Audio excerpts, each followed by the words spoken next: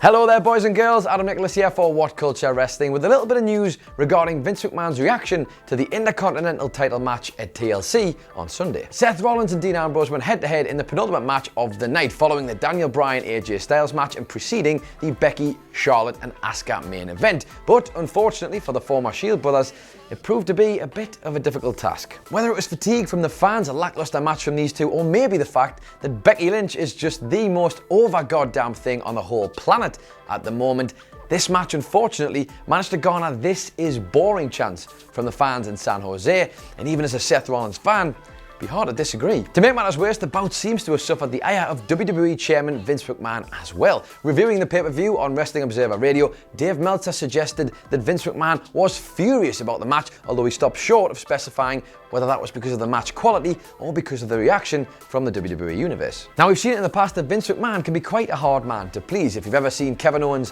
365 documentary on the WWE Network, you'll have seen the cold reaction he got from McMahon after his match with Chris Jericho at WrestleMania, and perhaps it might be fair to say that Ambrose and Rollins could have been getting a very similar reaction after the match at TLC. The match itself was a bit of an odd choice, to be honest, in what's been pitched as a grudge match and a blood feud between Dean Ambrose and Seth Rollins, where they've even drawn on Roman Reigns' illness at times to get some narrative heat. This one just felt completely flat, and the fact that these two went in and immediately locked up and were exchanging wrestling holds and competitive wrestling in a match where they should have just been beating the living hell out of each other just didn't fit the narrative of this story at all. Now, it should be said that these two will have only been putting on a match that has been organised and signed off on by their wrestling agent, which is fair enough. We understand that they can have their input, but ultimately the agent books the match. The question here is how on earth that agent, whoever it was, thought it was a good idea to put on a wrestling match when we've just seen Daniel Bryan versus AJ Styles, who put on a brilliant match full of technical wrestling.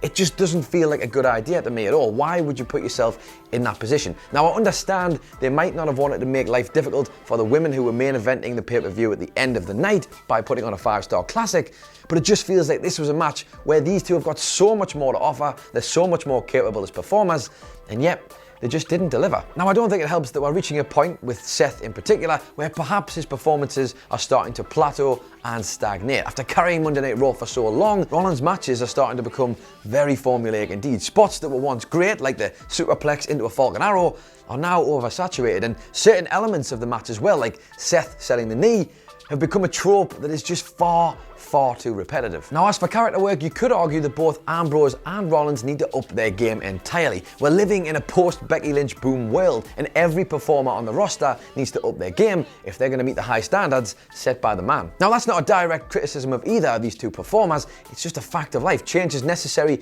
to keep the fans interested because everybody eventually stagnates and plateaus. Just look at Chris Jericho, for example. The man is 48 years old and is currently enjoying incredible success over in New Japan as their Intercontinental Champion, after the latest in a long line of character changes that have kept him feeling fresh, feeling interesting, and have rejuvenated him year upon year upon year. On top of that, Meltzer also noted that this perhaps wasn't ideal for either performer, given the fact that Seth Rollins is currently being groomed for big things in the not too distant future, while Dean Ambrose, they're trying to have him as one of the biggest and baddest heels on Monday Night Raw, and at the moment it doesn't feel that way. This feud feels flat, and they need to find something that's going to reinvigorate it because the fans aren't interested at the moment, and it could be a big ask. On the other side of that coin, however, it may have just been a case of Vince McMahon being annoyed and upset with the fans' reactions. We already know he was set to appear on Monday Night Raw to help boost ratings and shake things up a little bit on a show that has been lacking in any real quality and substance over the last few months, and perhaps the "this is boring" chants that were coming from the fans in San Jose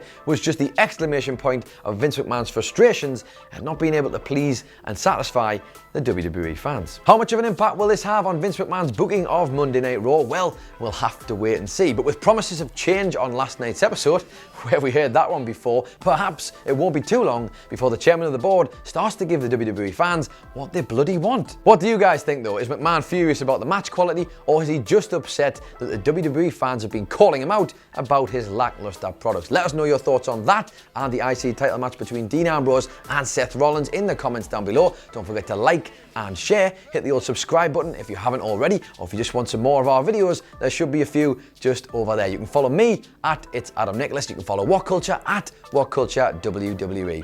I'm Adam Nicholas, and I'll see you next time.